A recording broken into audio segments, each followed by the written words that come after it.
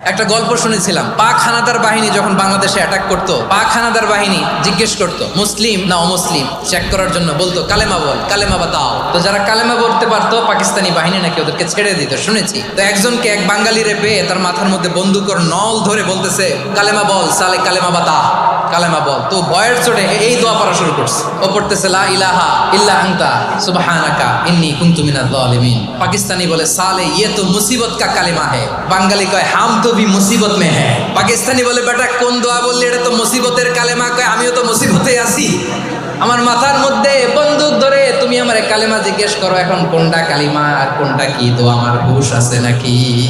লা ইলাহা ইল্লা আনতা সুবহানাকা ইন্নী কুনতু মিনাজ জালিমিন। বিষ্ণুই বললেন দেয়ালে পিঠ থেকে গেলে, চোখে মুখে অন্ধকার, বাঁচার কোনো উপায় নাই, তখন এই দোয়াটা পড়তে হবে। এই দোয়া পড়ে আল্লাহর কাছে ফরিয়াদ করলে বিপদ মুক্ত করবেন কে?